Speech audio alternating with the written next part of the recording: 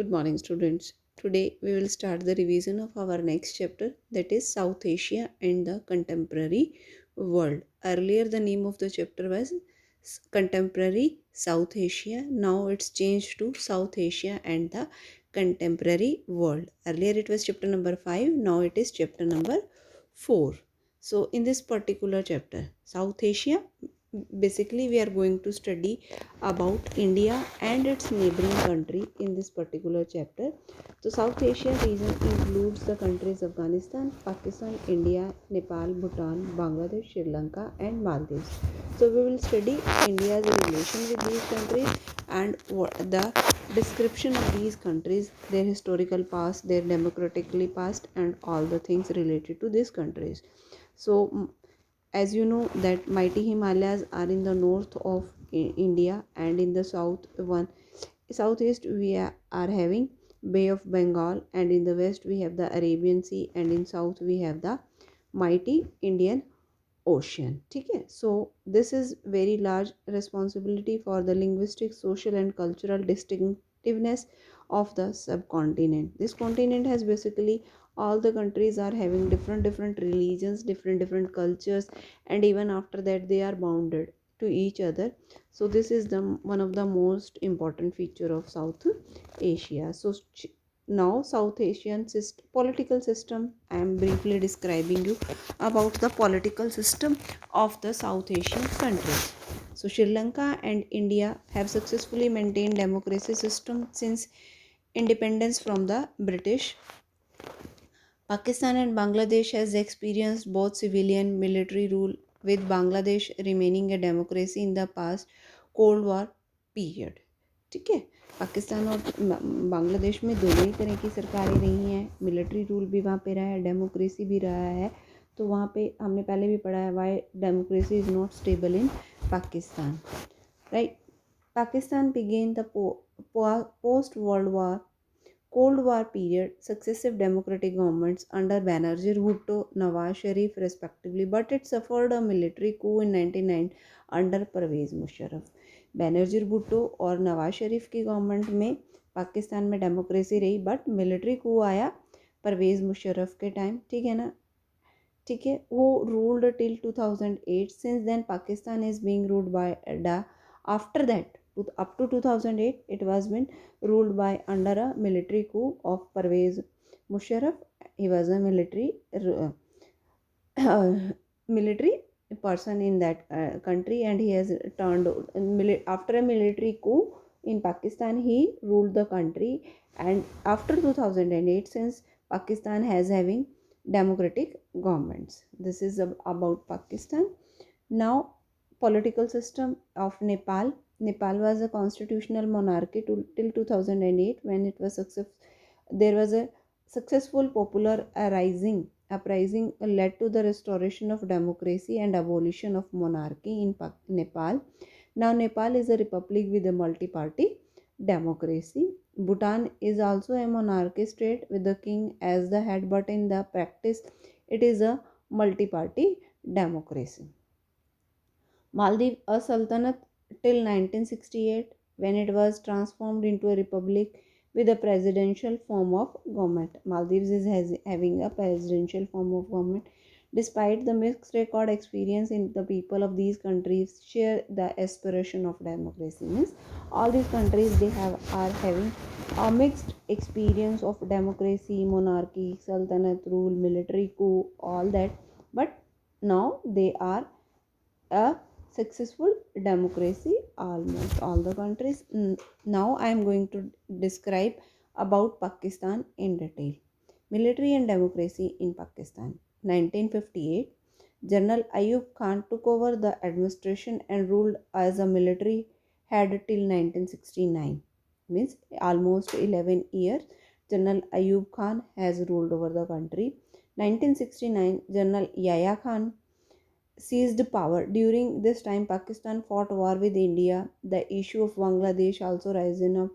In this war, Pakistan was defeated and East Pakistan broken away from being an independent state of Bangladesh. In this particular war, Bangladesh was became an independent state.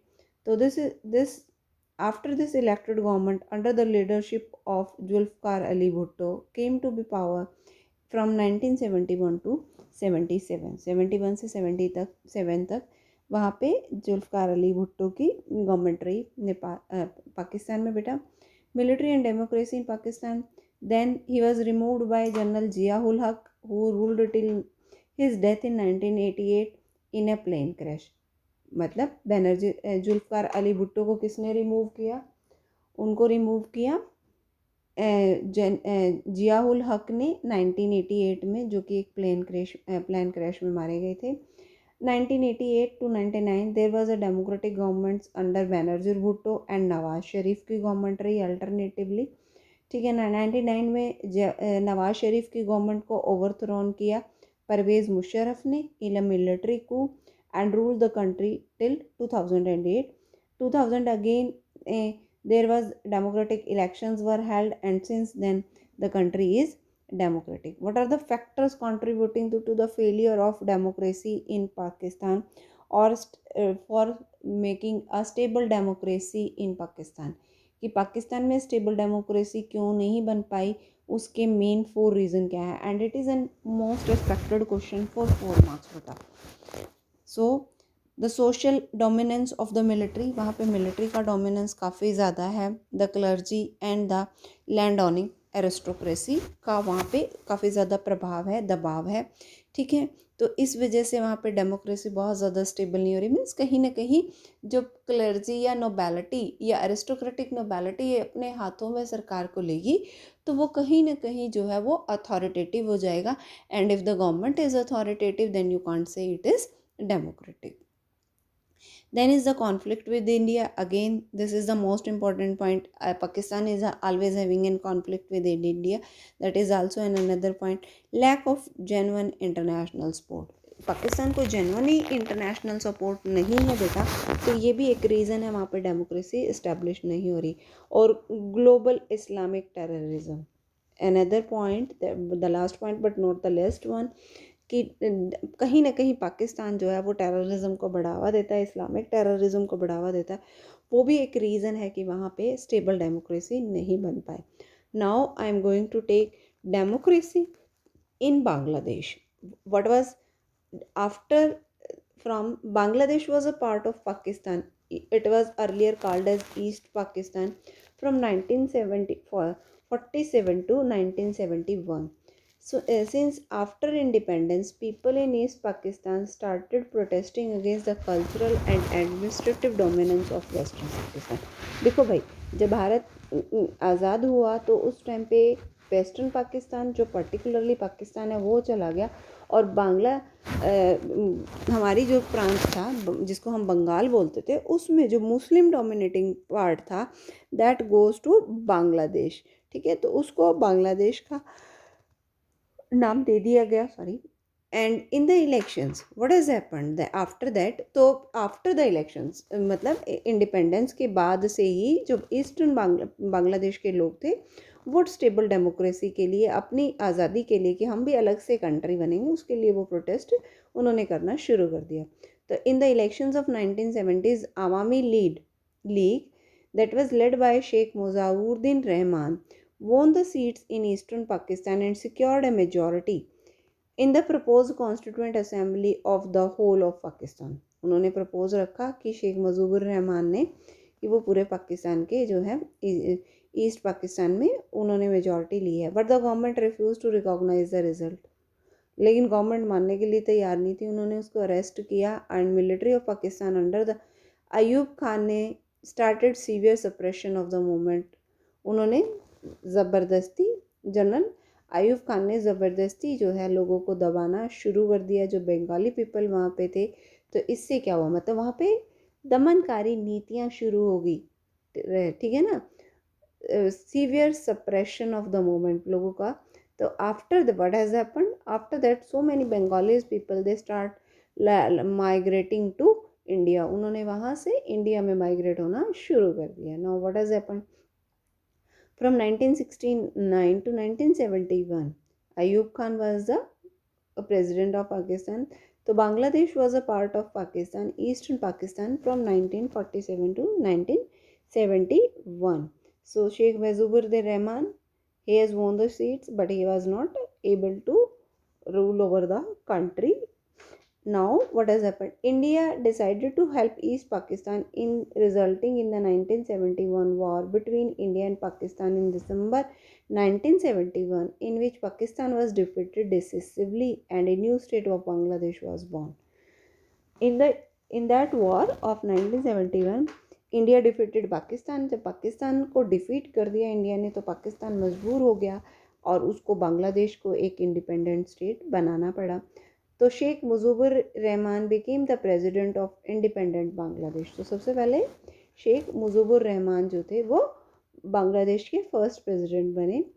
However, in 1975, Sheikh Mujib took all the powers in his hand and he was assassinated by a military uprising in 1975 by Zia-ur Rahman. देखिए यहाँ पे सबसे ज़्यादा जो है वो विडंबना यही है कि कोई भी जो बनता था रूलर वो कहीं ना कहीं, मैं पहले भी बताया, अथॉरिटेटिव होता जा रहा था. अथॉरिटेटिव मीन्स वो सारी की सारी पावर अपने हाथ में सीज कर रहे थे.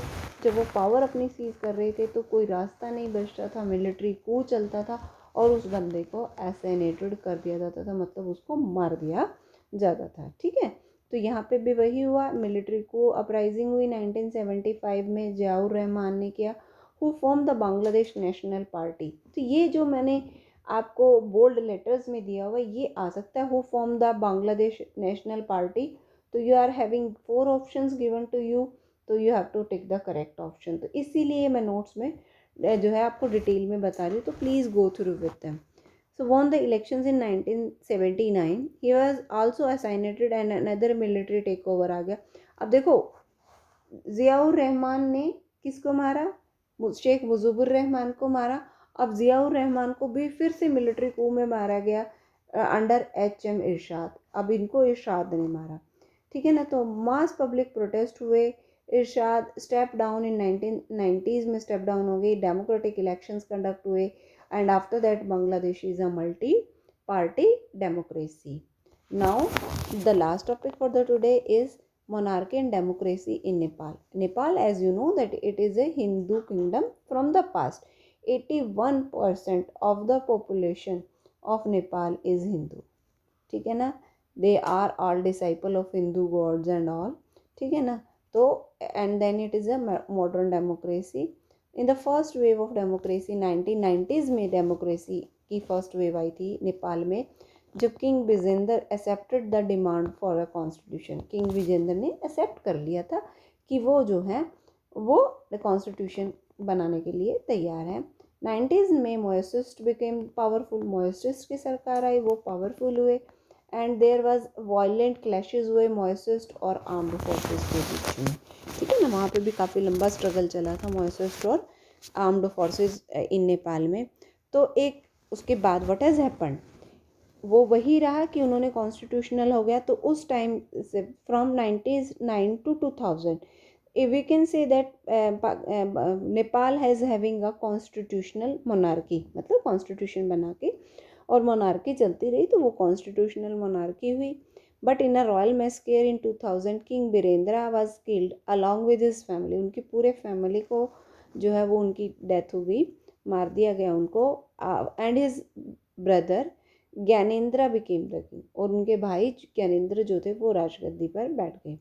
There was a triangular conflict चलता रहा among the monarchist, the Maoist and the democrats in Nepal. Triangular war एक किस्म से चलती छिड़ती रही. मोइसिस्ट के विचार अलग थे. मोनार्किस्ट जो थे, राजा थे, वो अपनी राजगद्दी नहीं छोड़ना चाहते थे, और जो डेमोक्रेटिक्स थे वो डेमोक्रेसी स्थापित करना चाहते थे. तो इस तरीके से वहाँ पे एक ट्रायंगुलर कॉन्फ्लिक्ट काफ़ी टाइम तक चलता रहा. 2002 में king abolish the parliament and dismiss the government. King ने पार्लियामेंट को बंद कर दिया और गवर्नमेंट को डिसमिस कर दिया. 2006 में second wave of democracy I, led by 7 party alliance ने डिमांड किया. व्हाट वाज 7 पार्टी अलायंस, ये 10th में पढ़ा हुआ बहुत अच्छे से. The framing of a new constitution. सबसे पहली बात थी कि नया कॉन्स्टिट्यूशन बनाया जाए. तो 2008 में monarchy was completely abolished. Monarchy Nepal से टोटली अबॉलिश्ड होगी और वहाँ पे एक मल्टी पार्टी डेमोक्रेसी इंस्टीट्यूटेड हो गई, डेमोक्रेसी स्थापित हो गई। तो this is all for today students, have a good day.